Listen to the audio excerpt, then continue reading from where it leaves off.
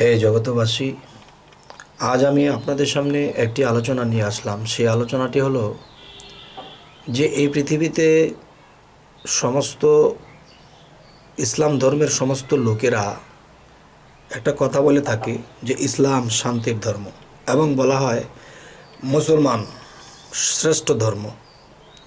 কিন্তু ধর্ম শ্রেষ্ঠ হলে কী হবে? মানুষগুলো তো শ্রেষ্ঠ হতে হবে।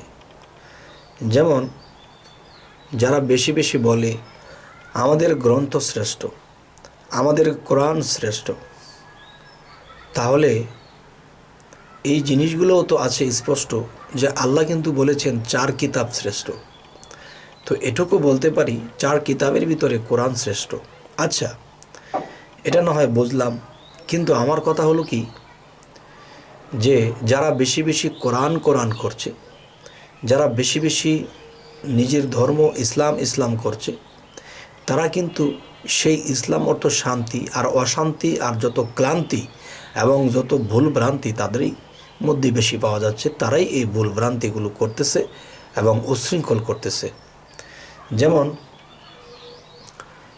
বিষয়টি হলো, যদি আমি 10 জন মাওলানা দেখা গেছে তারা কোরআন তাফসির করেছে, তো এখন দেখা যায় কোরআন খুললে দেখা যায় যে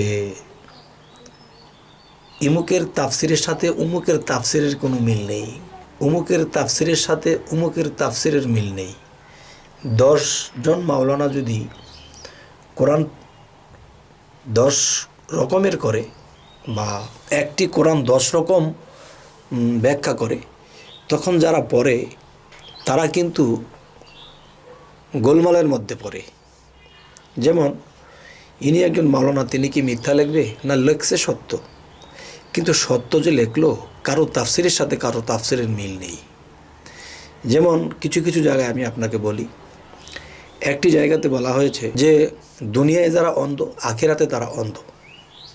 আবার এই তাফসিরটা কি আরেকজনে করেছে, দুনিয়ায় যারা আল্লাহকে দেখলো না এবং দেখার চেষ্টা করলো না, হাসরের দিন তারা অন্ধ হয়ে উঠবে।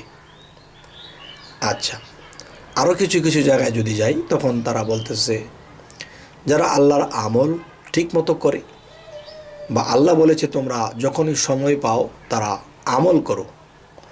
আমল কি? আল্লাহর ইবাদত করা। আরেকজন লিখেছে কি, যে তোমরা যখনই অবসর পাও সাধনা করো, তোমাদের আর মৃত্যু হবে না প্রথম মৃত্যু ছাড়া। সুতরাং যখনই অবসর পাও সাধনা করো। তো একজনে সাধনার কথা লিখেছে, আরেকজনে আমল লিখেছে।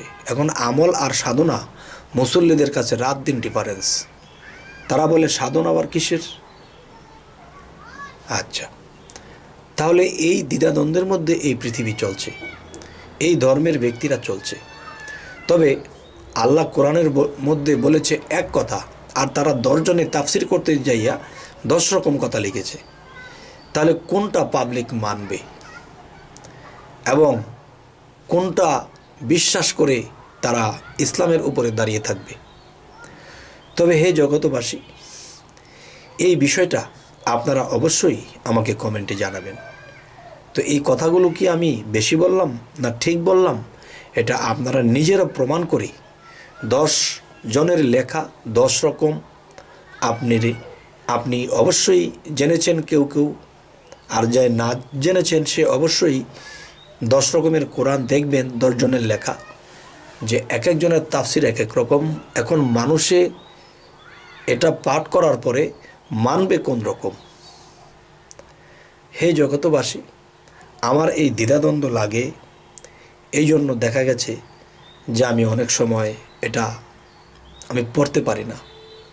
কারণ আল্লাহর এক কথা, 10 রকমের মাওলানার 10 রকম কথা, তখন প্রাণে লাগে ব্যথা, তখন আর মুখ দিয়ে বের হয় না কথা, তখন যেতেও ইচ্ছে করে না যথাতথা। তাই আপনাদের কাছে আমি এই আলোচনাটি রাখলাম। তবে অবশ্যই আপনারা আমাকে কমেন্টে জানাবেন যে আসলে এই কথাগুলো কি ঠিক বললাম কিনা, এবং এরকম দ্বিধাদ্বন্দ্বের মধ্যে আমরা আছি কিনা। তবে হে জগতবাসী, আমাদের চ্যানেলের আলোচনা যদি আপনাদের ভালো লাগে তো অবশ্যই সাবস্ক্রাইব করবেন। পরবর্তীতে আমাদের আরও বাকি ভিডিওগুলো আপনাদের কাছে পৌঁছে যাবে। তো আজ এ বলেই রাখবো, সকলেই ভালো থাকবেন। আল্লাহ হাফিজ।